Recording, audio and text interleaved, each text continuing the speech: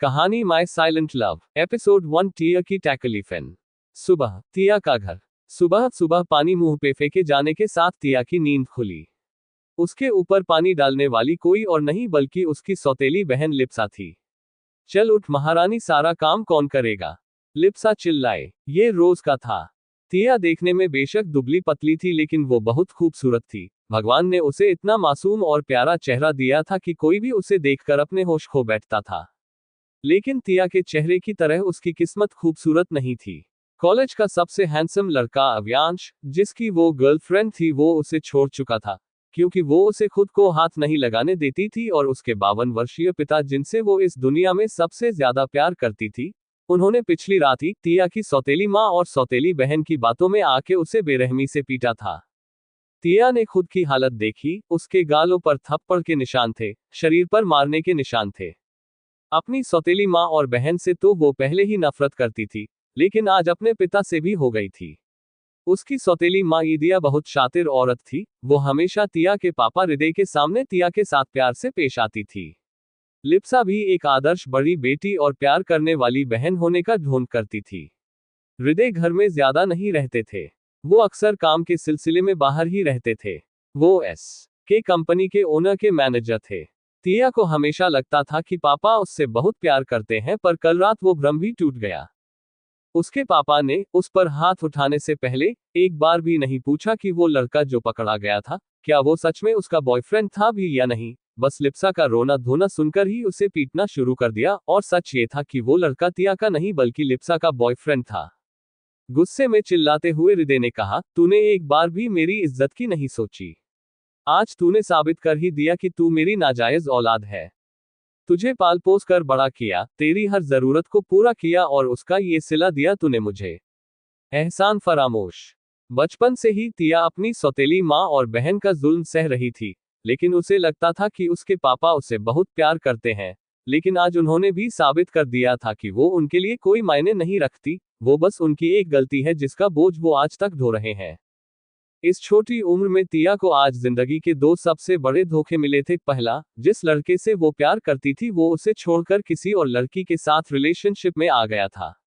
और दूसरा, उसके पापा ने आज कह दिया था कि वो उनके लिए बस एक बोझ है। ये सारी बातें टिया के दिल और दिमाग में घूम रही थी और उसकी आंखों से आंसू बहे जा रहे थे। टिया को देख के लिप्सा बोली, अब अगर और मार नहीं खानी है तो ये रोना धोना बंद करो और सीधे काम पर लग जाओ। मुझे बहुत भूख लगी है, टिया रोते हुई बोली। तभी अंदर आते हुए उसकी सौतेली माँ ने कहा, लगता है रात की मार से पेट नहीं भरा, और मार खानी है क्या? टिया रोने लगी तो लिप्सा ने उसके बाल पकड़ लिए और बोली, अगर पापा को कुछ भी बताया ना तो तुझे घर से निकलवा दूंगी। बड़ी आई मेरे पर्सनल मामले में टांग अड़ाने वाली। सुना है तेरे बॉयफ्रेंड ने तुझे धोखा दे दिया। तू है ही इस लायक। चल अब ज्यादा नाटक मत कर और सीधे काम पर लग जा, वरना पापा से अगली शिकायत ये करूंगी कि तूने मुझ पे हाथ उठाया। खुद को संभालते हुए टिया बोली, मैं जल्दी से काम कर देती हूँ। दर्द में कराहती हुई टिया किसी तरह से बिस्तर से निकली और बाथरूम से फ्रेश होके सीधा किचन में चली गई। उसके पापा सुबह सुबह ही एक ऑफिस टूर पर शहर से बाहर जा चुके थे। टिया को अब कुछ दिन अकेले ही इस माँ बेटी के साथ रहना था, इसलिए जो वो कहे वही करने में भलाई थी। टिया के पूरे शरीर में दर्द हो रहा था। उसका दिल कर रहा था कि वो सुसाइड कर ले, पर वो ऐसा नहीं कर सकती थी। उसे अपनी माँ का सपना पूरा करना था। घर का सारा काम करके भूखी वो अपने कमरे में आ गई। उसे खाना बनाने की इजाजत थी, खाने की नहीं। अकेली अपने कमरे में बैठी टिया रोते हुए बोली, मम्मा आप क्यों मुझे अकेला छोड़कर भगवान के पास चली गई? मुझे क्यों अपने साथ नहीं ले गई? मुझे लगता था पापा मुझसे बहुत प्यार करते हैं, पर वो तो मुझसे बिल्कुल भी प्यार नहीं करते। मैं उनकी नाजायज औलाद हूं ना। वो दोनों भी मुझे बहुत मारते पीटते हैं। वो मुझसे अच्छे से बिहेव नहीं करते। वो तीनों बहुत बुरे हैं। आई प्रॉमिस मम्मा, मैं एक दिन बहुत रिच बनूंगी, फिर दिखाऊंगी कि मैं आपकी बेटी हूँ। ये कहकर टिया एक बार फिर रोने लगी। टिया की समझ में नहीं आ रहा था कि वो क्या करे। घर में उसको ये लोग जीने नहीं देंगे और कॉलेज में सहाना राय उसका इंतजार कर रही होगी। सहाना राय टिया के कॉलेज की एक लड़की थी, जो बहुत खूबसूरत थी और बहुत अमीर भी। टिया को छोड़ के अव्यांश अब सहाना के साथ रिलेशनशिप में आ गया था। जब उसने सहाना का प्रपोजल एक्सेप्ट किया था तब पूरे कॉलेज के सामने सहाना ने तिया का मजाक उड़ाया था, उसे बहुत बेइज्जत किया था, सब लोग तिया पर हंसने लगे थे। तिया को अपने लिए आवाज उठानी नहीं आती थी। वो सिर्फ चुप करके सब दुख सहना जानती थी, उसके भोलेपन का कोई भी फायदा उठा सकता था। और क्योंकि उसकी सौतेली माँ और बहन उसे पैसे नहीं देते थे, वो कॉलेज की कैंटीन में पार्ट टाइम जॉब करके अपना खर्चा चलाती थी। पैसों की कमी की वजह से उसने 1 साल गैप भी लिया था। वो जैसे तैसे करके अपने कॉलेज की फीस भरकर पढ़ाई कर रही थी। वो सेकंड ईयर आर्ट्स की स्टूडेंट थी। और क्योंकि वो टॉपर थी, इसलिए उसे स्कॉलरशिप मिलती थी। कुछ दिन बाद एक रात नाइट क्लब बार में लिप्सा अपने दोस्तों के साथ पार्टी कर रही थी। उस नाइट क्लब में कुछ बिगड़े हुए अमीरजादे लड़के भी थे जो नशे में धुत थे। उनकी नजर लिप्सा पर पड़ी जो छोटे कपड़े पहने नशे में झूम रही थी। वो उसे बुरी नजर से देखने लगे। जब लिप्सा बाथरूम की तरफ जाने लगी तो वो लड़के भी उसके पीछे पीछे गए और उन्होंने लिप्सा को पकड़ लिया। जैसे ही उन लड़कों ने उसे पकड़ा उसका सारा नशा उतर गया। एक लड़का बोला, hey baby come on, let's enjoy. तो दूसरा लड़का बोला, आज की रात हसीन बनाते हैं बेबी, हमारे साथ चलो। वो सभी नशे में धुत थे। लिप्सा गिड़गिड़ाते हुए बोली, प्लीज लेट मी गो, मुझे जाने दो। तीसरा लड़का बोला, ऐसे कैसे जाने दे बेबी, कम ऑन यार, you are so beautiful, enjoy. तो लिप्सा खुद को बचाने के लिए अचानक से बोली, मेरी एक छोटी बहन है जो बहुत खूबसूरत है, वो मुझसे भी ज्यादा खूबसूरत है, तुम उसके साथ एंजॉय कर सकते हो, प्लीज मुझे छोड़ दो। वो लड़का लिप्सा को गंदी नजरों से देखते हुए बोला, ऐसा क्या, जरा देखे तो सही। लिप्सा ने हड़बड़ाते हुए जल्दी से अपना फोन निकला और तिया की फोटो उन लड़कों को दिखाते हुए बोली, ये मेरी बहन है, बहुत खूबसूरत है ना। सब लड़के तिया की फोटो देखने लगे। तिया की फोटो देख के उनकी नीयत खराब हो गई। वो बोले, ठीक है, तुम्हारी बहन कहाँ है? लिप्सा घबराते हुए बोली, वो तो घर पे है, उसे बुलाना पड़ेगा। तो दूसरा लड़का लिप्सा को अपनी तरफ खींचते हुए बोला, तो बुला, किसने मना किया है? लिप्सा ने उनकी आंखों में तिया के लिए हवस देख ली थी। वो थोड़ा घबराते हुए बोली, उसके लिए कुछ रिश्वत देनी होगी। तो उन चारों में से एक लड़का बोला, जब तू अभी यहाँ हमारे पास है तो हम तेरी बहन के लिए रिश्वत क्यों दें? ये कहकर उस लड़के ने लिप्सा को अपनी बाहों में कसकर पकड़ लिया। लिप्सा खुद को हौसला देते हुए थोड़ा सा मुस्कुराए और बोली, मैं तो मिल जाऊंगी लेकिन मेरी बहन, जो तुम सबने देख ही लिया है कि कितनी खूबसूरत है, वो नहीं मिलेगी। उनमें से एक दूसरा लड़का लिप्सा को घूरते हुए बोला, तो तुम अपनी बहन को बेचना चाहती हो? लिप्सा मुस्कुराते हुए बोली, ऐसा ही कुछ समझ लो। तो दूसरा लड़का बोला, 2 सेकंड पहले तक अपनी इज्जत की भीख मांग रही थी और अब अपनी बहन का भाव सेट कर रही है। कितना चाहिए? लिप्सा बोली, 50 लाख। ये सुन के उन चार में से 3 लड़कों की आंखें फटी की फटी रह गई, लेकिन वो चौथा लड़का जो अब तक लिप्सा के पास नहीं आया था, वो चुप रहा और लिप्सा को देखता रहा। लिप्सा भी उसे देख रही थी। ये लड़का दिखने में बहुत अमीर था। कुछ ही पल बाद वो बोला, डन। लिप्सा हैरान थी लेकिन उसने यह अपने चेहरे पे जाहिर नहीं होने दिया। उस लड़के ने अपनी चेकबुक निकाली और 50 लाख का चेक काट के लिप्सा को दे दिया और बोला, बुलाओ अपनी बहन को। लिप्सा उस लड़के को देख के मुस्कुराई और बोली, शो। और उसने तिया को कॉल लगाया। तिया ने कॉल उठाया तो लिप्सा रोने का नाटक करते हुए बोली, तिया प्लीज मुझे बचा लो, प्लीज प्लीज मुझे बचा लो। तिया ने लिप्सा को रोते हुए सुना तो वो घबरा गई और उसने पूछा, क्या हुआ दी, आप ऐसे रो क्यों रही हैं?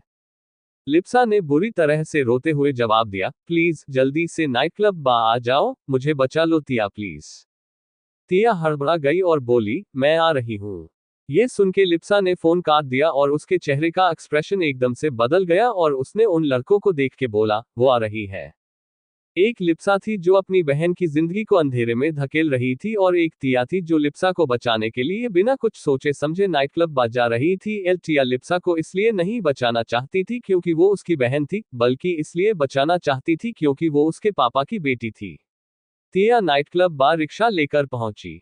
तिया कई बार वहां आ चुकी थी क्योंकि अक्सर लिप्सा नशे में धुत रहती थी, तो उसे वापस घर ले जाने के लिए तिया ही आती थी। वो अंदर गई, उसे लिप्सा दिखी, वो उसे देख के हैरान हो गई। लिप्सा वहां एकदम नॉर्मल बैठी लोगों से बात कर रही थी। तिया लिप्सा के पास गई और उसने पूछा, दी आप तो बिल्कुल ठीक हो, फिर आप रो क्यों रही थी? तिया को देख के लिप्सा ने राहत की सांस ली। लिप्सा बोली, चलो बताती हूँ क्या हुआ है।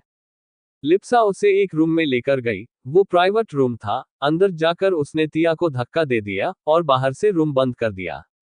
तिया अंदर फर्श पर गिर गई। उसने अपने सामने 4 लड़कों को देखा जो नशे में धुत थे। एक लड़का बोला, यार ये लड़की तो सच में बहुत खूबसूरत है, आज तो अपनी रात सच में हसीन होने वाली है। उन चारों की भयानक हंसी सुन के तिया के दिल और दिमाग में डर का तूफान उठने लगा और तिया दरवाजे की तरफ भागी। लेकिन वो दरवाजे तक पहुंच नहीं पाए। एक लड़के ने उसका हाथ पकड़ लिया और उसे खींचते हुए अपने पास ले आया। तिया खुद को छुड़ाने के लिए लाख मिन्नतें कर रही थी पर उस लड़के ने उसकी एक न सुनी। वो लड़के उसके साथ बदतमीजी करने लगे थे। तिया जोर जोर से चिल्लाने लगी पर बाकी शोर शराबे में उसकी आवाज सुनने वाला कोई नहीं था। दी दी बचाओ, दी बचाओ, दी, तिया पागलों की तरह चिल्लाने लगी। तभी एक लड़के ने उसे जोर का थप्पड़ मारा और बोला, ज्यादा चिल्ला मत, तुझे अपनी खूबसूरती पर बड़ा घमंड है ना? आज इस घमंड को तोड़ देंगे। एक लड़के ने तिया के कपड़े की बाजू फाड़ दी। तिया रोने लगी। उन लड़कों ने उसके हाथ पकड़ रखे थे। तिया का शरीर धीरे धीरे कमजोर पड़ रहा था। उसकी हिम्मत टूट रही थी। तभी दरवाजा खुला। चारों लड़के दरवाजे की तरफ देखने लगे। तिया ने भी देखा। उन्हें फर्श पर एक परछाई दिखाई दी। फिर उन्होंने सर उठाकर देखा। एक आदमी अंदर आ गया था। तिया के मन में एक उम्मीद जागी। वो चिल्लाते हुए बोली, प्लीज मुझे बचा लो, प्लीज, मैं तुम्हारा एहसान जिंदगी भर नहीं भूलूंगी। प्लीज मुझे इन लोगों से बचा लो। उस कमरे की डिम लाइट में उस आदमी का चेहरा नहीं दिखाई दे रहा था। बस इतना दिख रहा था कि उस आदमी ने ब्लैक कलर का सूट पहना हुआ है, एक व्हाइट शर्ट और साथ में ब्लैक टाई। उस आदमी ने तिया को देखा। तिया की हालत बहुत खराब थी। एक लड़का इस अजनबी को धमकाते हुए बोला, तुम जो भी हो यहां से चले जाओ। इस लड़की को हम लोगों ने 50 लाख में खरीदा है। तुम्हारे लिए यही अच्छा होगा कि तुम हमारे मामले में टांग ना अड़ाओ। तुम जानते नहीं हो मैं इस शहर के मेयर का बेटा हूं। मेरे पापा तुम्हें छोड़ेंगे नहीं।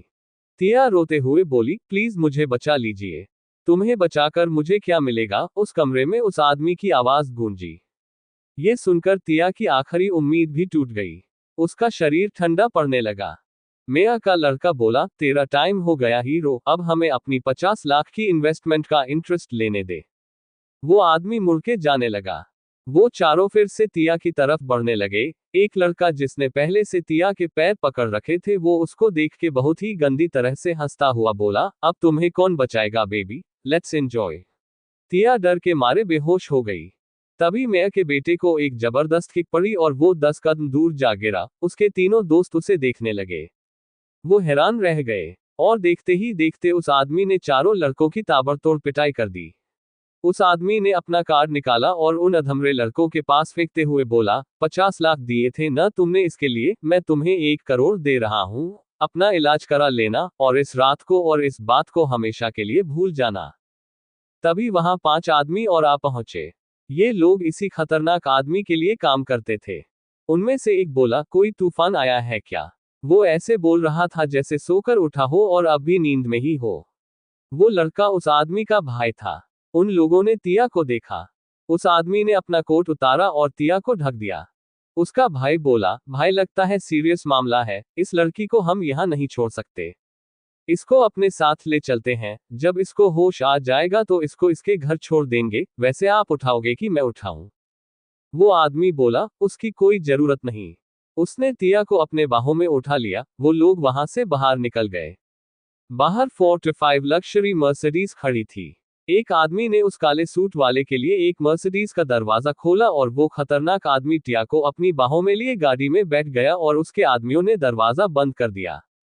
देखते ही देखते गाड़ियों का काफिला धूल का गुबार उड़ाता हुआ आंखों से ओझल हो गया। इस काले सूट वाले के बारे में ऐसी अफवाह थी कि उसके पलक झपकाने से ही रातों रात लोग गायब कर दिए जाते थे। एपिसोड 2 अश्वटेरियन। देर रात, मुंबई। वो अनजान आदमी टिया को अजीब नजरों से देख रहा था, जो गाड़ी की सीट पर उसके बगल में बेहोश पड़ी थी। जैसे गाड़ियों का काफिला शहर के ट्रैफिक को चीरता हुआ अपनी मंजिल की तरफ दौड़ रहा था, ये आदमी एक गहरी सोच में डूबा हुआ था। उस आदमी का एक अलग ही रुतबा था। वो शहर का सबसे अमीर इंसान था। उसका मैं बिजनेस वेपन्स बनाना और उन्हें बेचने का था। वो इंडियन गवर्नमेंट को अपने वेपन्स देता था और विदेशों में भी उन्हें भारी कीमतों पर बेचता था। उसकी कंपनी के बनाए हुए वेपन्स की पूरी दुनिया में भारी मांग थी। विदेशी सरकारें उसकी कंपनी के बनाए हथियारों को खरीदने के लिए कितना भी पैसा बहाने को तैयार थी। वेपन्स के अलावा उसका कंस्ट्रक्शन का बिजनेस भी था, यही नहीं उसके कई और अलग अलग बिजनेस भी थे। वो इतना रिच और पावरफुल आदमी था कि उसे राजा कहना गलत नहीं होगा। उस आदमी की गाड़ियों का काफिला एक आलीशान घर के पार्किंग लॉट में जाकर रुका। 33 साल का ये नौजवान बहुत हैंडसम और चार्मिंग था। चाहे वो आम लड़की हो या फिर किसी अमीर घराने की बेटी, सब उस पर मरती थी। उसके नाम की दीवानगी हर लड़की के दिल में थी, हर कोई उससे शादी करना चाहती थी। पर इस आदमी के बारे में ये अफवाह थी कि उसे लड़कियां पसंद ही नहीं है, वो गे है, पर ऐसा कुछ नहीं था। वो आदमी ही था, बस वो लड़कियों से दूर रहता था। बिजनेस की दुनिया में इस वेपन्स किंग को एक नाम मिला था, मौत का देवता। वो सच में मौत का देवता ही था। अगर उसका दिमाग फिर जाता था तो वो सब कुछ रौंद डालता था। उसके पास लेटेस्ट टेक्नोलॉजी के खतरनाक वेपन्स और डिवाइसेस थे, मतलब वो एक हैकर भी था और इंडिया का वेपन्स किंग भी। वो था आर्यन खानदान का बड़ा बेटा, इहित आर्यन का बड़ा पोता, अश्वत्थ इहित आर्यन। आर्यन खानदान शहर का सबसे इज्जतदार खानदान था। अश्वत्थ का एक छोटा भाई भी था, जिसका नाम था आदित्य इहित आर्यन। आदित्य अश्वत्थ से 8 साल छोटा था। उनके साथ उनका मैनेजर प्रत्युष, पीए ओहस, सेक्रेटरी रचित और एक क्लोज फ्रेंड अभ्रम था और बाकी बॉडीगार्ड्स थे। अश्वत्थ के सभी साथी भी बहुत हैंडसम थे। अश्वत्थ और उसके साथ बाकी सब पार्किंग लॉट में गाड़ियों से उतरे। ये पार्किंग लॉट था अश्वत्थ आर्यन के घर, आर्यन पैलेस का। अश्वत्थ ने बेहोश तिया को अपनी बाहों में उठा लिया और घर के अंदर जाने लगा। तभी आदित्य परेशान होते हुए बोला, भाई सोच लो दादाजी इस लड़की को देखेंगे तो बहुत से सवाल करेंगे, उन्हें बहुत बुरा लगेगा कि आप ऐसे ही बिना बताए इस हालत में एक लड़की को उठा ले आए हो। अश्वत्थ ने उसे घूर कर देखा। अभ्रम बोला, तेरे दादाजी चाहते हैं कि तू जल्द से जल्द शादी कर ले और तू इस लड़की को ऐसे। अश्वत्थ, छोटा भाई सही कह रहा है, वो बवाल मचा देंगे। मैं नहीं आ रहा, मैं तो सीधे घर जा रहा हूं। ये कहकर अभ्रम भाग गया। अश्वत्थ बिना किसी बात पे ध्यान दिए तिया को लेकर घर के अंदर जा चुका था। अश्वत्थ के दादाजी, शहर के सबसे इज्जतदार शख्स इहित आर्यन का बस एक ही सपना था, वो मरने से पहले अपने पोते की औलाद देखना चाहते थे, पर अश्वत्थ शादी करने के लिए राजी ही नहीं था। और आज जब उनके सामने अश्वत्थ एक अनजान लड़की को लेकर घुसने वाला था तो घर पे बवाल तो होना ही था। दादाजी को अपने पोतों की बहुत चिंता होती थी, इसीलिए वो हमेशा उनके घर आने का इंतजार करते थे, और आज भी वो लिविंग रूम में ही उनका वेट कर रहे थे। जब दादाजी ने अपने पोते को एक लड़की को बाहों में उठाए अंदर आते देखा तो वो बहुत हैरान हुए। उन्होंने कभी अपने पोते को किसी लड़की के साथ नहीं देखा था। अश्वत्थ हमेशा लड़कियों से दूर रहता था। अश्वत्थ के पीछे बाकी लोग भी डरते डरते अंदर आए। आदित्य प्रत्युष के पीछे छिप रहा था, जैसे उसने कोई गुनाह कर दिया हो। दरअसल बात यह थी कि आदित्य ने थोड़ी सी पी रखी थी और अगर यह बात उसके दादाजी को पता चल जाती तो वो बहुत नाराज होते। दादाजी ने अपने पोतों को देखा और पूछा, ये लड़की कौन है, इसे यहाँ क्यों लाए हो? और यह बेहोश क्यों है? आदित्य बोला, दादाजी, मैं भाई को समझा ही रहा था कि इस लड़की को लाना ठीक नहीं है, लेकिन भाई नहीं माने और ले आए इसको। भाई मैंने कहा था ना, दादाजी बहुत नाराज होंगे, अब भुगतो। अश्वत्थ ने नजरें उठा के अपने दादाजी की आंखों में देखा और वो जवाब देने ही वाला था कि दादाजी ने आदित्य की बातों का दूसरा ही मतलब निकाल लिया और वो थोड़े शरारती ढंग से अश्वत्थ से बोले, अच्छा तो चार्वी से शादी ना करने की वजह ये लड़की है? क्या ये तुम्हारी गर्लफ्रेंड है? ये सुनकर सभी शॉक्ड रह गए। अश्वत्थ शांति से बोला, हाँ। अश्वत्थ की हाँ सुनते ही आदित्य का दिमाग चक्कर खा गया। उसे समझ नहीं आ रहा था कि उसका भाई करना क्या चाहता है, और उसे भी यही लगता था कि उसका भाई गे है। अश्वत्थ की बात सुन के सब हैरान रह गए। दादाजी अब थोड़े प्यार से बोले, मुझे पहले नहीं बता सकते थे? इसे इतना छुपाने की क्या जरूरत थी? अगर तुम इस लड़की को पसंद करते हो तो तुम्हारी शादी इसी से होगी। मुझे फर्क नहीं पड़ता कि ये अमीर है कि नहीं, मुझे बस अपना परपोता देखना है। आदित्य मन में सवालों का सैलाब आ गया, ये हो क्या रहा है? यहाँ सिचुएशन इतनी क्रिटिकल हो गई है और दादाजी को परपोता या परपोती देखना है। भाई, करना क्या चाहते हो तुम? मुझे तो लगता था कि आप गे हो, या फिर दादाजी को खुश करने के लिए ये सब कह रहे हो। मुझे अच्छे से पता है, आप उस मेकअप की दुकान चार्वी को पसंद नहीं करते, इवन किसी भी लड़की को नहीं करते, फिर अचानक इस लड़की में ऐसा क्या दिखा? भाई कहीं पागल वागल तो नहीं हो गए? इन सवालों से जूझते हुए उसकी नजर किसी और पर पड़ी, वो लड़की जो उसके भाई की बाहों में बेहोश पड़ी थी। वो उसी समय बात बदलते हुए बोला, दादाजी, मेरी भाभी प्यारी है ना? तो सब हैरान होकर उसे देखने लगे। दादाजी का ध्यान अब तक अपने पोतों पर था, लेकिन अब पहली बार उन्होंने तिया को ध्यान से देखा, जो अश्वत्थ की बाहों में किसी मासूम बच्ची की तरह लग रही थी। दादाजी ने तिया के चेहरे को देखा और बोले, बहुत प्यारी है, पर लगता है अश्वत्थ से बहुत छोटी है। अश्वत्थ के जवाब देने से पहले ही आदित्य बोला, अरे क्या फर्क पड़ता है, आजकल एज गैप कॉमन है। प्रियंका चोपड़ा को ही देख लो, अपने से 10 साल छोटे लड़के से शादी की है। वैसे ही भाई 33 के हैं और शायद मेरी भाभी यही कोई 21, 22 या 23 की होगी। आपको तो खुश होना चाहिए, आपके लिए भाई पोता बहू लाए हैं। ये सुनकर दादाजी बोले, बात तो सही है, पर 21, 22, 23 का क्या मतलब है? क्या तुम्हें भी सही उम्र नहीं पता? आदित्य बोला, उम्र जानकर मैं क्या करूंगा, भाई से पूछ लो ना, उनको एग्जैक्ट एज पता होगी। भाई। ये सुनकर सब अश्वत्थ को देखने लगे। अश्वत्थ तिया को बाहों में लिए बिल्कुल शांत खड़ा था। उसी शांत भाव से उसने दादाजी से कहा, बहुत सवाल है आपके मन में, मैं जानता हूँ, सब जवाब दूंगा, लेकिन फिलहाल ये बेहोश हो गई है, तो बाद में बात करते हैं। दादाजी ने अश्वत्थ को देखा और बोले, ठीक है, मैं बहुत खुश हूँ, हम कल बात करेंगे तुम्हारी शादी की।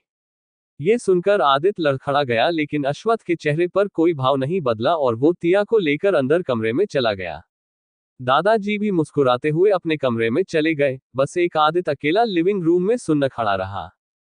कमरे में जाकर अश्वत्थ ने उनके घर की एक सर्वेंट ईशना को इंटरकॉम किया और बोला कि ये लड़की जो मेरे रूम में है, इसके कपड़े चेंज कर दो।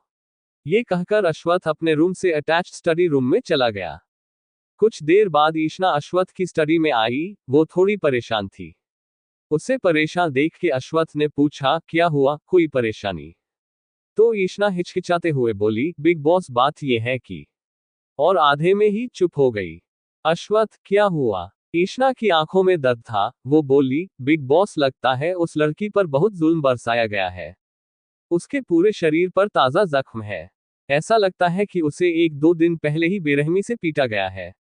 अश्वत्थ को गुस्सा आने लगा और वो सीधा बेडरूम में आया और उसने देखा कि तिया पेट के बल उल्टी लेटी हुई है और उसका शरीर ब्लैंकेट से ढका हुआ है। अश्वत्थ ने ब्लैंकेट हटाकर सिर्फ तिया की पीठ को ही देखा। तिया की पीठ पे जख्म थे। अश्वत्थ को तिया की बाजू पर भी चोट के कई निशान दिखाई दिए। अश्वत्थ की आंखें गुस्से में लाल थी। उसने कहा, मैं डॉक्टर को फोन करता हूँ। रात बहुत हो चुकी थी, लेकिन आदित्य अभी भी लिविंग रूम में परेशान इधर उधर घूम रहा था।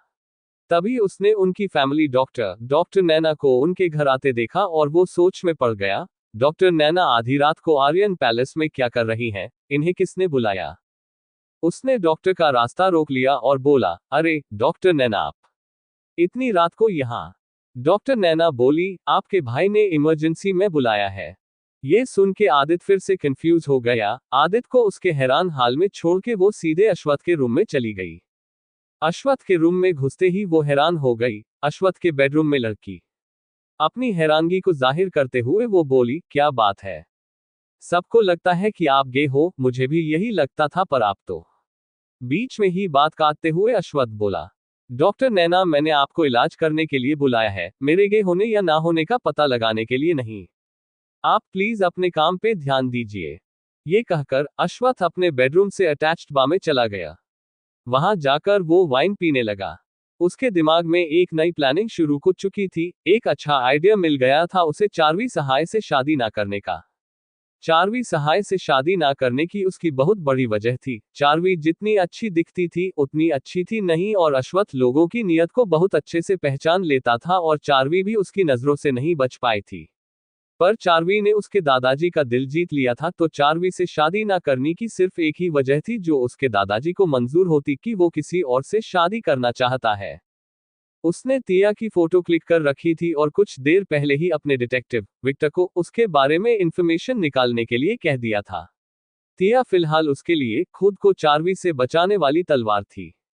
एपिसोड 3, अश्वत्थ का प्लान। देर रात, आर्यन पैलेस। अश्वत्थ खिड़की पे खड़ा बाहर काले आसमान को देख रहा था और सोच रहा था। उसके दिमाग में एक बहुत ही खतरनाक प्लान चल रहा था। हालांकि इस प्लान से तिया को कोई नुकसान नहीं पहुंचाने वाला था, पर उसकी जिंदगी एक झटके में हमेशा हमेशा के लिए बदलने वाली थी। एक तरफ तो तिया के लिए अश्वत्थ आर्यन एक मसीहा था जिसने उसकी इज्जत बचा ली थी, पर दूसरी तरफ अश्वत्थ किसी राक्षस से कम नहीं था। वो बहुत खतरनाक था, उसके दिमाग में क्या चल रहा था ये तो सिर्फ वही जानता था। अगली सुबह जब सूरज की किरणें पर्दों से छंटी हुई तिया के चेहरे पर पड़ने लगी तो उसकी आंख खुली। उसने चारों तरफ देखा और जैसे ही उसे इस बात का एहसास हुआ कि वो एक अनजान घर में है, वो घबरा के तुरंत उठ गई। उसने देखा कि उसके शरीर पे कपड़े नहीं हैं, तो उसने खुद को जल्दी से ब्लैंकेट से ढक लिया। दरअसल उसके घावों पर दवाई लगाने के बाद उसे कपड़े नहीं पहनाए गए थे। तभी तिया की नजर अश्वत्थ पर पड़ी और वो उसे देखती ही रह गई। उसने जिंदगी में इतना हैंडसम आदमी नहीं देखा था। उसके चेहरे पर एक अलग ही नूर था। तिया उसे आंखें फाड़ फाड़ कर देख रही थी। अश्वत्थ बेडरूम के सोफे पर बैठा अपने गोद में लैपटॉप लिए काम कर रहा था। फिर एकदम से तिया को रात की वारदात याद आई और उसे अपनी हालत का एहसास हुआ तो वो घबरा गई और उल्टा पुल्टा सोचने लगी, क्या जिसने उसे बचाया था उसी ने उसका फायदा भी उठाया था। अश्वत्थ का ध्यान अपने लैपटॉप पर से हटा और उसने देखा कि तिया जाग गई है, तो तुम उठ गई। वो लैपटॉप कॉफी टेबल पे रखते हुए बोला। तिया का चेहरा देखते ही वो समझ गया था कि वो क्या सोच रही है। वो उठकर उसकी तरफ आने लगा तो तिया घबरा गई और उसने ब्लैंकेट कसकर पकड़ लिया और पीछे सरकने लगी। अश्वत्थ बेड के पास आया और बोला, तुम्हारे कपड़े मेरी मेड ईशना ने चेंज कर दिए थे और तुम्हारे घावों पर दवाई लगाने के बाद तुम्हें कपड़े नहीं पहनाए गए थे। मैंने तुम्हारे साथ कुछ भी नहीं किया। तिया ने डरते हुए पूछा, क्या कल रात आपने मेरी जान बचाई थी? अश्वत्थ एकदम से बोला, तुम्हें क्या लगता है किसने बचाई होगी? तिया समझ गई और हिचकिचाते हुए बोली, thank you so much sir, अगर आप नहीं होते तो। तिया जज्बाती हो रही थी लेकिन अश्वत्थ ने तिया की बात को बीच में ही काट दिया और सीधे सीधे बोला, तुम्हें बचाने के लिए मैंने उन लड़कों को 1 करोड़ रुपए दिए।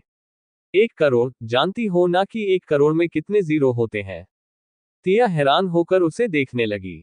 अश्वत्थ अपना जाल फेंक चुका था। वो उसकी आंखों में देखते हुए बोला, तुम अगर जिंदगी भर भी कमाओगी तो भी इतने पैसे इकट्ठे नहीं कर पाओगी। मैंने तुम्हें 1 करोड़ देकर बचाया है तो जाहिर सी बात है अब तुम मेरी चीज हो, और अगर तुम इस कर्ज से छुटकारा पाना चाहती हो तो मैं जैसा कहता हूं वैसा करती जाओ, इसी में तुम्हारी भलाई है। तुम्हें शायद पता नहीं होगा, इसीलिए बता रहा हूं कि लोग मुझे राक्षस बुलाते हैं। तिया डरकर सर से पांव तक कांपने लगी। तिया सोचने लगी, 1 करोड़, मेरे लिए तो 1000 भी बड़ी बात है। यह आदमी ठीक ही तो कह रहा है, मैं अगर जिंदगी भर भी कमाऊंगी तो भी 1 करोड़ इकट्ठे नहीं कर पाऊंगी। तभी अश्वत्थ उसकी आंखों के सामने चुटकी बजा उसे वापस होश में लाते हुए बोला, समझ में आया मैंने क्या कहा? तुम अब मेरी चीज हो, तुम्हें मेरी सारी बातें माननी होगी। मुझे पता है तुम्हारे घर वालों को तुम्हारे जीने और मरने से कोई फर्क नहीं पड़ता, और तुम्हारे पास रहने के लिए कोई ठिकाना भी नहीं है, तो मेरा काम तुम्हें करना ही पड़ेगा। कैसा काम? ये शब्द एकदम से तिया के मुंह से निकले।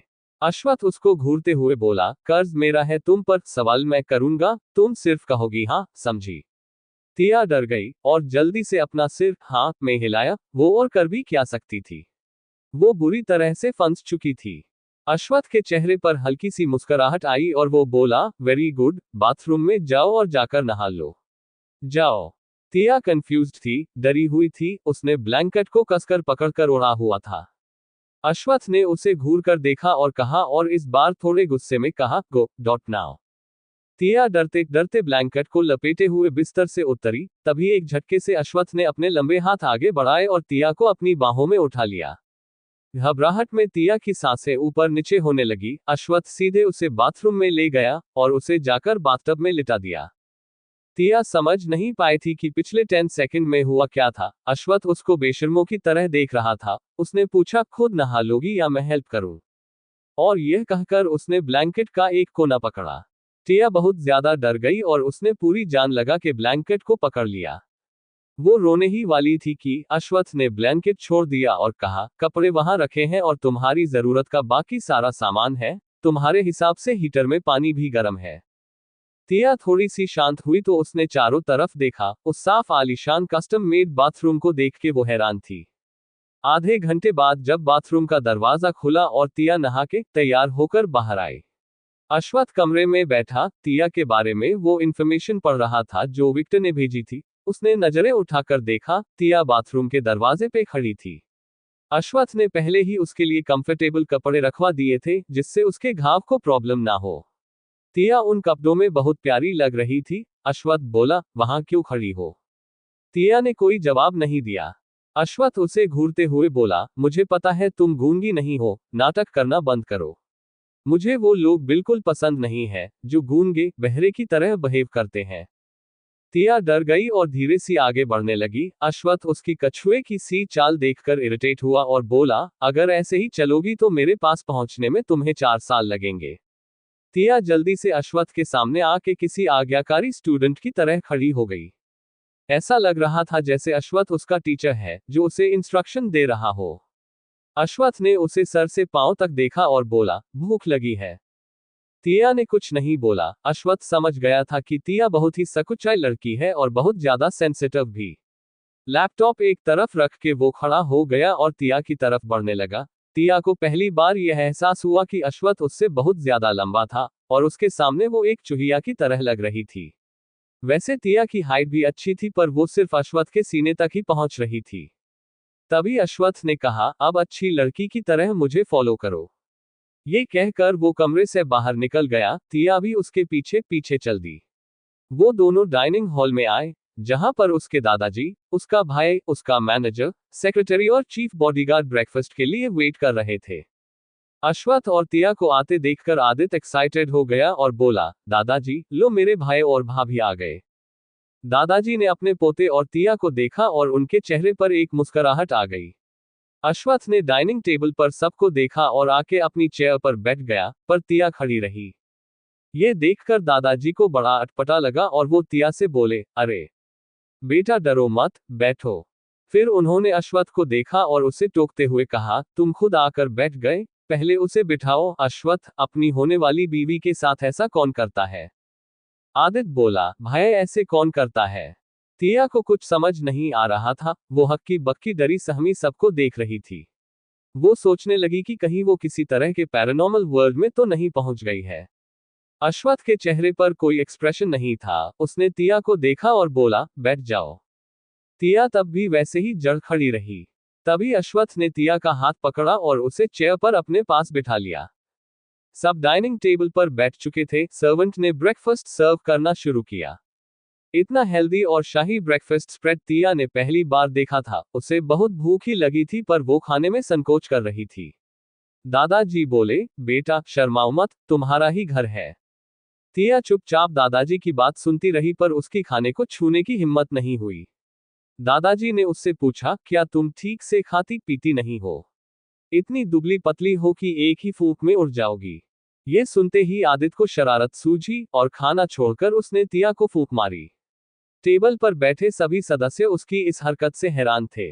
तिया को भी ये बड़ा अजीब लगा। आदित्य हंसते हुए बोला, दादाजी आप तो कह रहे थे कि उड़ जाएगी, पर ये तो यहीं पर है। आपका लॉजिक गलत निकला। भले ही मेरी भाभी दुबली पतली है, इसका मतलब ये नहीं है कि उन्हें कोई भी एक फूंक में उड़ा देगा। तिया को कुछ समझ नहीं आ रहा था। उसका तो मन कर रहा था कि वो वहां से भाग जाए। तभी अश्वत्थ ने तिया के कहा, खाना खाओ अच्छे से।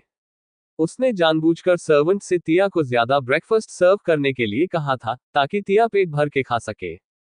तिया धीरे धीरे खाने लगी। ब्रेकफास्ट सच में हेल्दी और टेस्टी था। खाते हुए तिया की नजर आदित्य पर पड़ी जो बड़े अजीब तरीके से खाना खा रहा था और एकदम से उसकी हंसी छूट गई। सब उसे ही देखने लगे। तिया हंसते हुए बहुत प्यारी लग रही थी। फिर सबने आदित्य को देखा जो बस खाए जा रहा था। उसे किसी से कोई मतलब नहीं था, बस वो और उसका ब्रेकफास्ट। दादाजी और अश्वत्थ को छोड़कर सब हंसने लगे। फिर आदित्य ने सबको हंसता हुआ देखा और बोला, ऐसे क्या हंस रहे हो, कोई जोकर देख लिया क्या?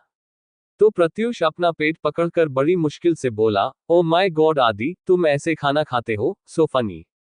आदित्य बोला, इसमें फनी क्या है, ये तो मेरा स्टाइल है। फिलहाल वो अपनी बेइज्जती नहीं करवाना चाहता था। ये किस अजीब परिवार में फंस गई थी तिया। क्या चाहता था अश्वत्थ तिया से?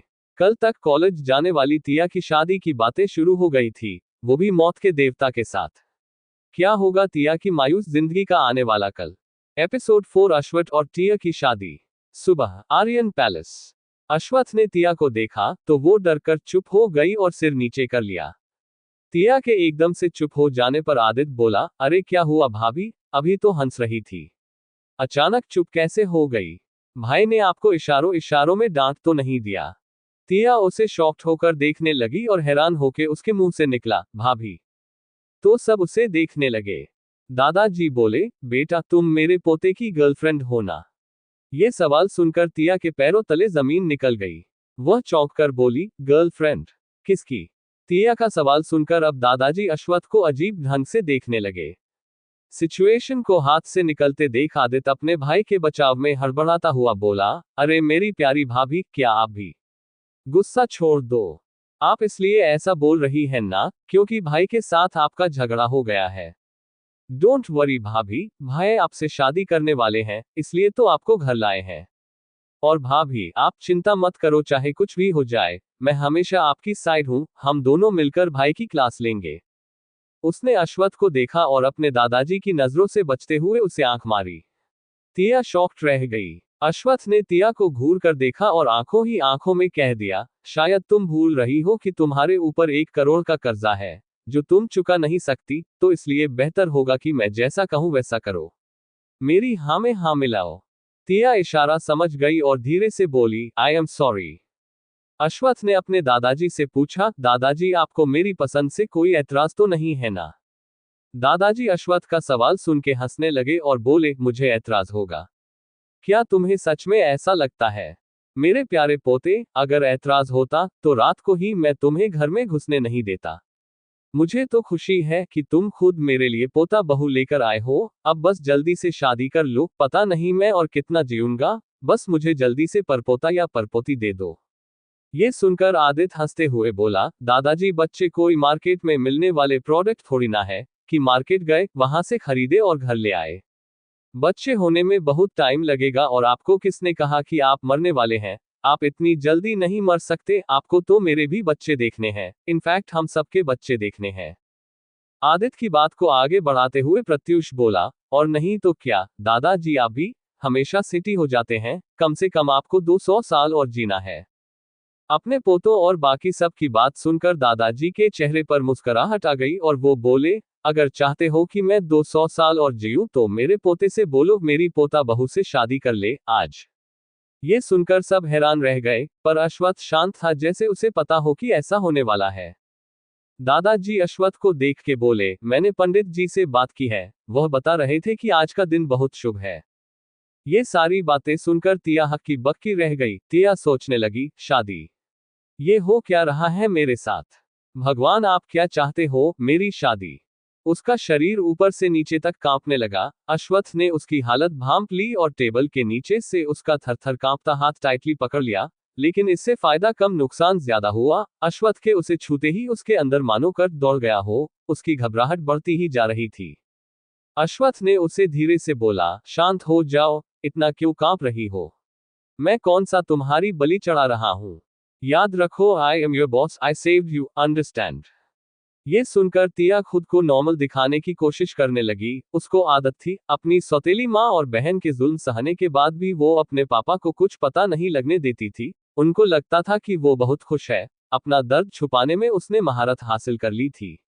अश्वत्थ उसकी उंगलियों के एक्यूप्रेशर पॉइंट्स को दबाने लगा। अश्वत्थ के छूने से टिया और घबरा रही थी, उसके दिल में तूफान उठा रहा था, पर अश्वत्थ का टच उसे नेगेटिव नहीं पॉजिटिव वाइब्स दे रहा था।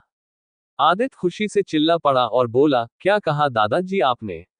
ओ माय गॉड, मेरे भाई की शादी आज ही होगी? वाओ वाओ, मेरे भाई की शादी? पर दादाजी इतने कम टाइम में तो? आदित्य की बात को दादाजी बीच में ही काटते हुए बोले, तुम सबको तो पता ही है, इस शादी को हम सीक्रेट ही रखेंगे। मेरे पोता बहू को नुकसान पहुंचाने वाले बहुत हैं और मैं ऐसा कुछ नहीं चाहता। ये सुनकर अश्वत्थ ने दादाजी को समझने की कोशिश की। मुझे इससे कोई फर्क नहीं पड़ता दादाजी, पर हम कब तक छुपा कर रखेंगे? एक ना एक दिन तो सबको बताना ही पड़ेगा, और फिर मेरे होते हुए कौन हमारा नुकसान कर सकता है? आदित्य चिढ़ते हुए बोला, कौन कर सकता है का क्या मतलब है? हम सब जानते हैं ऐसा कौन कर सकता है। आई थिंक दादाजी इज राइट। कुछ घंटों बाद आर्यन पैलेस में सब खुशी से पागलों की तरह चिल्ला रहे थे। अलग तरह की धूम मची हुई थी, लेकिन तिया सदमे में थी, उसे यकीन नहीं हो रहा था कि उसकी शादी हो गई थी। वो बस अश्वत्थ आर्यन नाम के इस तूफान की दिशा में बहती चली गई। अश्वत्थ ने उसे जैसा कहा वैसा ही करती गई। उनकी शादी बस कुछ लोगों की मौजूदगी में ही हुई, घर के सदस्य और अश्वत्थ और आदित्य के कुछ क्लोज फ्रेंड्स, जो फिलहाल पीकर टुन पड़े थे, जैसे अश्वत्थ की नहीं उनकी शादी हुई हो। तिया हैरान खड़ी खुद को उस बड़े से मिरर में देख रही थी। वो किसी रानी से कम नहीं लग रही थी। उसने बहुत ही खूबसूरत पिंक कलर का डिजाइनर ब्राइडल लहंगा पहन रखा था। पिंक कलर उसका फेवरेट था। उसने अपनी शादी में ऐसे ही कपड़े पहनने का सपना देखा था। उसकी आंखें खुद को देखकर यकीन नहीं कर पा रही थी। वो सच में किसी राजा की रानी लग रही थी। आर्यन पैलेस के केयरटेकर्स ने उसे बहुत अच्छे से तैयार किया था। उसने अपनी मांग में लगे सिंदूर को देखा। उसे शादी का वक्त, अश्वत्थ का मांग में सिंदूर भरना, फिर फेरे, सब याद आ रहा था। उसने अपने गले में पहने मंगलसूत्र को देखा। वो इस तरह से डिजाइन किया गया था कि कोई कह नहीं सकता था कि वो मंगलसूत्र है। वो एक तरह का डिजाइनर पतली चेन का नेकलेस था। उसमें डबल ए का सिंबल था। वो बहुत ही प्यारा और खूबसूरत था। वो ध्यान से उस मंगलसूत्र को देख रही थी। वो बोली, डबल ए मीन्स सर का नाम क्या है? और सोचने लगी। तभी अश्वत्थ बाथरूम से नहाकर बाथरोब पहनकर बाहर आया और बोला, डबल ए मीन्स अश्वत्थ आर्यन। तिया आवाज सुनकर डर गई और हड़बड़ाकर वहीं गिर पड़ी। उसने सिर उठाकर अश्वत्थ को देखा, जो अपने बालों को सुखाते हुए उसे अजीब नजरों से देख रहा था। वह बोला, इतना डरने की जरूरत नहीं है, तुम्हारे साथ मैं कोई जबरदस्ती नहीं करने वाला। तुमसे शादी करने का मेरे पास एक सॉलिड रीजन है, और जैसा कि मेरा तुम पर 1 करोड़ का कर्ज है, तो तुम वही करोगी जो मैं कहूंगा। समझी? तिया ने जल्दी से हाँ में सिर हिलाया। अश्वत्थ बोला, तुम कुछ बोलती क्यों नहीं? हमेशा ऐसे गूंगी बहरी की तरह रिएक्ट करती रहती हो। तिया डरते हुए बोली, जी मैं समझ गई। तो अश्वत्थ कड़क होके बोला, चलो मैं तुम्हें क्या करना है वो समझाता हूँ। उसने तिया का आर्म पकड़ लिया और उसे खड़ा किया। तिया तो डर के मारे कांप रही थी। अश्वत्थ ने उसे सोफा पर बिठाया और खुद भी बैठ गया। तुम्हें मेरी सारी बात माननी पड़ेगी, और जाहिर सी बात है कि अब तुम मेरी वाइफ हो, तो तुम्हें पता तो होगा ना वाइफ के काम। तिया बोली, हाँ, और अपने उसी कड़क अंदाज में बोला, मैंने तुम्हारे कॉलेज के डीन को तुम्हारी 2 हफ्ते की लीव एप्लीकेशन दे दी है। और एक बात अच्छे से अपने छोटे से दिमाग और दिल में उतार लो, तुम मेरी हो। अगर तुमने मुझे धोखा देने या मुझे छोड़कर जाने की सोची भी, तो मैं खुद भी नहीं जानता कि मैं तुम्हारे साथ क्या करूंगा। एंड डोंट वरी, तुम्हारी फैमिली की तरह यहां पर कोई तुम्हारे साथ मिसबिहेव नहीं करेगा। अश्वत्थ तिया को आगे कैसे जीना है, उसके सारे रूल्स एंड रेगुलेशंस बताता गया, और तिया बस हाँ बोलती चली गई। उसके अलावा वो बोल भी क्या सकती थी। अगली सुबह आर्यन पैलेस। सुबह का सूरज चढ़ आया थे, पर तिया अब भी सुकून में सो रही थी। अश्वत्थ सोफा पर बैठा अपने लैपटॉप पर काम कर रहा था। एक हाथ में कॉफी का कप था और एक हाथ की उंगलियां लैपटॉप के कीबोर्ड पर चल रही थी। कॉफी टेबल पर कुछ फाइल्स रखी थी। तभी तिया ने करवट बदली और उस रूम की सन्नाटे को चीरती हुई आवाज आई, धड़ाम। उसके बाद एक और आवाज आई। आवाज तिया के दर्द में चीखने की थी। उद्धरण चिन्ह। उसकी चीख सुनकर सब भागकर आए, पर दूर के पास रुक गए। अभरम बोला, अरे, अब तो अश्वत्थ की शादी हो गई है, ऐसे ही मुंह उठाए अंदर नहीं जा सकते। ऐसे जाना मतलब उनकी प्रिवेसी को डिस्टर्ब करना होगा। ओहस बोला, आई थिंक ये चीख किसी और मामले की है। रचित हंसते हुए बोला, तुम्हें बड़ा पता है, खुद तो सिंगल पड़े हो। हम सबको पता है वो अनरोमांटिक आदमी है। आज से पहले कभी उसकी लाइफ में कोई लड़की नहीं रही है, तो खाक कुछ करेगा, उसे ये भी सीखना पड़ेगा। ओहस बोला, मत भूलो तुम भी तो सिंगल हो। और हंसने लगा। आखिर क्यों करी अश्वत्थ के तिया से शादी? क्या ये सिर्फ चार्वी से बचने का एक तरीका था, या फिर सच में अश्वत्थ को तिया पसंद है? क्या अपने इस नए घर में भाभी, बहू, बीवी की भूमिका निभा पाएगी तिया? एपिसोड 5 डॉस्टो के सवाल और टिया की पहचान। ओरियन चिढ़कर बोला, अरे, अब बस भी करो, हम सब सिंगल हैं, और इसकी वजह है हमारे बिग बॉस, लेकिन अब वो मैरिड है। और अनरोमांटिक भी, लेकिन हमारी यंग मैडम तो रोमांटिक होंगी, वो तो सेड्यूस कर सकती है ना। ओरियन अश्वत्थ का चीफ बॉडीगार्ड था। सिल्वर कलर के बाल और कानों में छोटे छोटे इयररिंग। ओरियन बहुत गुड लुकिंग लगता था। जहां अश्वत्थ के कमरे के बाहर ये सब बातें चल रही थी, वही कमरे के अंदर तिया दर्द से कराहने लगी। पर अश्वथ बिल्कुल शांत था, वो बिना किसी एक्सप्रेशन के तिया को देख रहा था। उसने पूछा, क्या तुम कोई सपना देख रही थी? तिया ने अश्वथ की बात का जवाब नहीं दिया क्योंकि उसका ध्यान कहीं और था। मेरे कपड़े किसने बदले? तिया अपने आप से पूछ रही थी।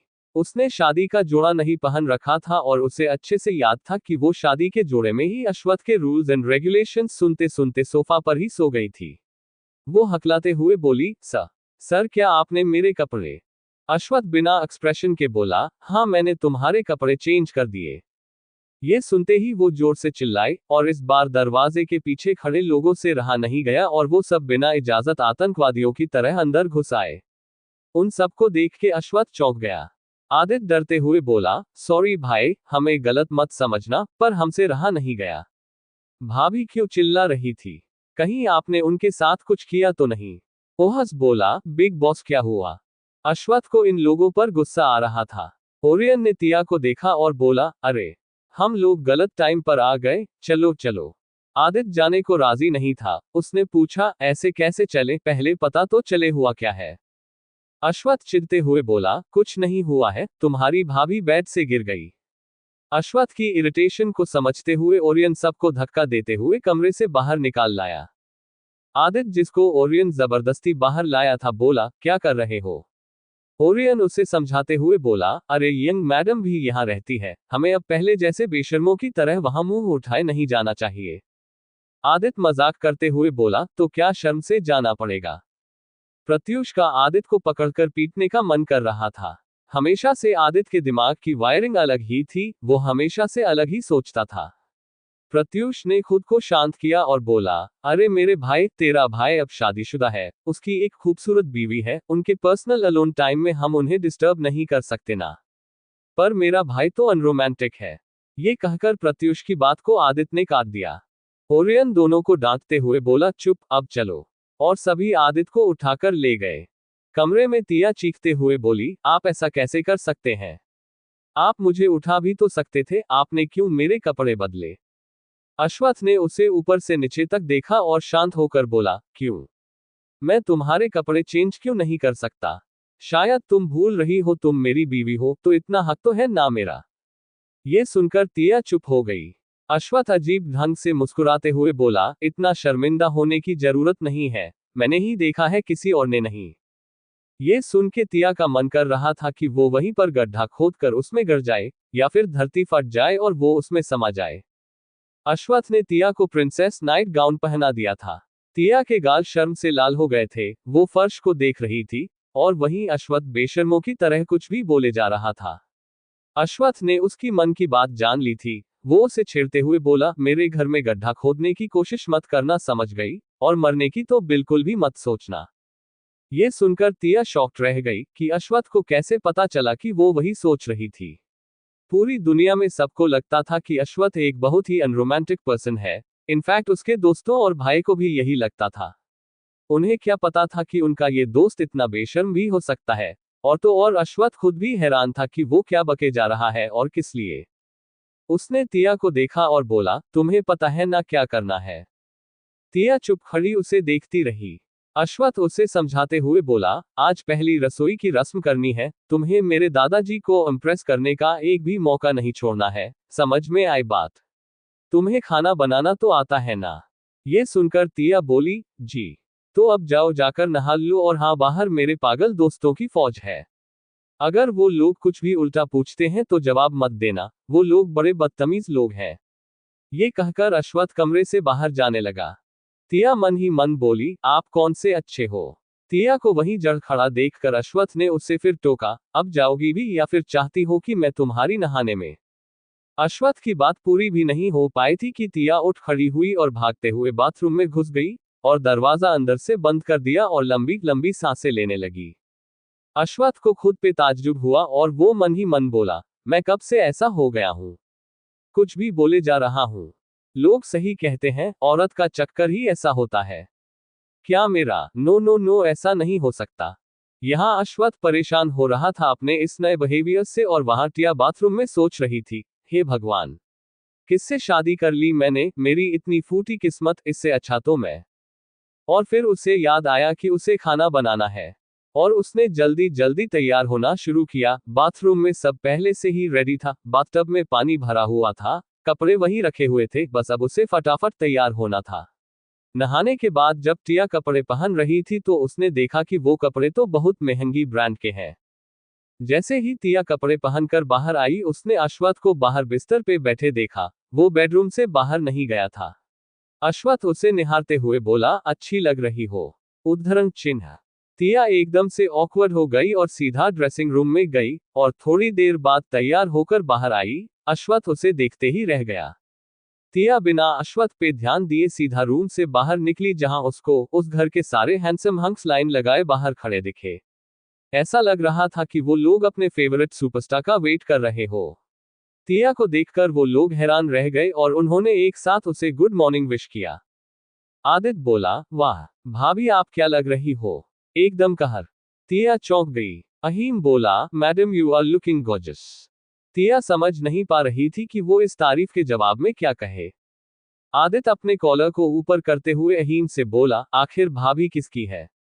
अब भाभी आप जल्दी से अपनी रसोई का काम करेगी, हम सभी प्राणी बहुत भूखे हैं। कृपया करके हम पर उपकार करें और हमें भोजन प्रदान करें।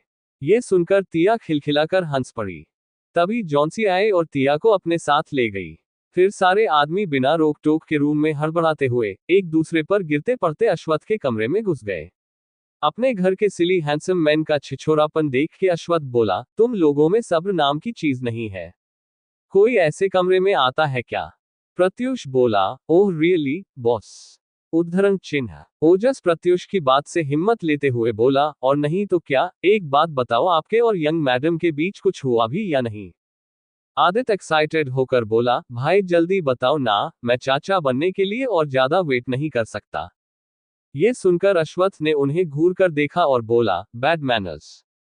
अभ्रम बोला, अश्वत्थ की बात को नकारते हुए बोला, बैड मैनर्स गया भाड़ में, हमें जवाब चाहिए अभी के अभी। एक तो किसी को बिना बताए उस लड़की को अपनी गर्लफ्रेंड अनाउंस कर दिया, फिर लगे हाथ दूसरे दिन शादी भी कर ली, तो जाहिर सी बात है कि उसे तुम पसंद करते होगे पहले से ही। अश्वत्थ सबसे परेशान होते हुए बोला, मैं उसे नहीं जानता, बस इतना बता सकता हूं कि फिलहाल मेरे पास उसके साथ रहने का एक सॉलिड रीजन है। वो मेकअप की दुकान चारवी सहाय, एम आई राइट? जैसे ही यह बात कमरे में गूंजी सबने देखा कि यह कौन बोला। ये बात रचित के मुंह से निकली थी। अश्वत्थ ने गुस्से से घूर के रचित को देखा। प्रत्युष एकदम चिढ़ गया और नाराज होते हुए बोला, क्या सुबह सुबह किसका नाम ले लिया? अब मेरा पूरा दिन खराब जाएगा। वैसे ही उसकी शक्ल देखकर मुझे बहुत बुरा फील होता है। उस चालबाज औरत का जिक्र मत किया करो यार। आदित्य कंफ्यूज्ड था, उसने अश्वत्थ से पूछा, तो क्या चारवी सहाय से पीछा छुड़ाने के बाद आप मेरी इतनी प्यारी और छोटी सी भाभी को छोड़ देंगे? अश्वत्थ ने गुस्से से बोला, ऐसा किसने कहा कि मैं उसे छोड़ने वाला हूं? मैं किसी का हाथ पकड़ने के बाद कभी नहीं छोड़ता, ये सबको पता है। ओरियन ने अश्वत्थ से पूछा, वैसे आपको नहीं लगता कि यंग मैडम बच्ची जैसी दिखती है? ओरियन की बात को सपोर्ट करते हुए ओजस बोला, हाँ उसकी एज पता कर लेना यार, क्या पता 18-19 की निकली तो। वो 23 साल की है। अश्वत्थ ने चिल्ला के कहा। ओरियन बोला, गुस्सा क्यों हो रहे हो, मैं तो बस पूछ रहा था, वो 23 की, तुम 33 के, वाह क्या बात है, इतनी छोटी लड़की। अश्वत्थ इस बात से बिल्कुल ही चिढ़ गया और बोला, क्यों खुश नहीं हो तुम लोग? तुम लोगों को सिंगल नहीं रहना पड़ेगा। प्रत्युष हंसते हुए बोला, भाई हम तो तुम्हारे बच्चे देखने के बाद ही शादी करेंगे। अश्वत्थ अपनी इस फौज से परेशान हो चुका था। उसने मन ही मन सोच कि उसने ऐसे कौन से अच्छे काम किए हैं जो उसे ऐसे दबंग बागड़ बिल्ले मिले हैं। रचित फिर अपने शरारती अंदाज में बोला, बताए न बॉस, और दांत दिखाते हुए हंसने लगे। अश्वत्थ उसे डांटते हुए बोला, बत्तीसी दिखाना बंद करो, वो अभी बहुत छोटी है और अभी तक उसका ग्रेजुएशन भी कंप्लीट नहीं हुआ है। इस समय ये सारी बातें करना सही नहीं है। अहीम को अश्वत्थ की बात समझ आई और वो बोला, बात तो सही है, पर यंग मैडम का नाम क्या है? इस सवाल के जवाब के लिए सब अश्वत्थ को देखने लगे। ये सुनकर अश्वत्थ ने एक फाइल दी जिसमें टिया के बारे में सारी इंफॉर्मेशन थी। अहीम ने फाइल खोली और उसे पढ़ने लगा, टिया आनंद अग्रवाल। ओजस ने पूछा, और आगे? और इससे पहले कि अहीम आगे पढ़े ओजस ने उससे फाइल ले ली और खुद पढ़ने लगा। नाम टिया आनंद अग्रवाल। पिता हृदय अग्रवाल। माँ उज्ज्वल आनंद। क्या? अहीम जोर से चिल्लाया, और उसने हैरान होते हुए पूछा, माँ का नाम उज्ज्वल आनंद? ओ माय गॉड, उज्ज्वल आनंद। ये सुनकर ओरियन बोला, उज्ज्वल आनंद? ओ नो, मतलब यंग मैडम फेमस आर्टिस्ट उज्ज्वल आनंद की बेटी है। पता है, मेरे डैड उनके बहुत बड़े फैन थे, वो जो भी पेंटिंग बनाती थी ना, ऐसा लगता था कि वो अभी जी उठेगा। मेरे डैड तो उनकी हर पेंटिंग खरीदते थे, पर बहुत सालों पहले, जब वो वर्ल्ड फेमस आर्टिस्ट बनने ही वाली थी, तब अचानक वो गायब हो गई। आदित्य, जो अब बहुत एक्साइटेड था, वो बोला, हमारे पास भी उनकी बहुत सारी पेंटिंग्स हैं, मॉम ने खरीदी थी। सबकी बात को ध्यान से सुनता हुआ अश्वत्थ बोला, उज्ज्वल आनंद अब इस दुनिया में नहीं है। ये सुनकर सब शॉक्ड रह गए। अहीम फाइल को आगे पता रहा और हैरान होते हुए बोला, यंग मैडम की सौतेली माँ और सौतेली बहन भी है। ये क्या चक्कर है? और ये हृदय अग्रवाल तो बड़ा कमीना निकला, शादीशुदा होते हुए भी मिस आनंद के साथ चक्कर चलाया। बेचारी ने अपना करियर छोड़ दिया उनके लिए। ओ माय गॉड, प्यार लोगों से क्या क्या करवाता है। और एक और बहुत खास बात, यंग मैडम उनकी नाजायज औलाद है। क्या है सच? तिया की माँ का क्यों छोड़ दिया उसने अपनी फूल जैसी बेटी को हृदय के पास? और यह सारी जानकारी आखिर क्यों इकट्ठी कर रहा है अश्वत्थ, और चाहता क्या है अश्वत्थ तिया से? स्टोरी में आगे जानने के लिए और ऐसे ही रोमांचक और इंटरेस्टिंग स्टोरी सुनने के लिए अमेहा FM डिजिटल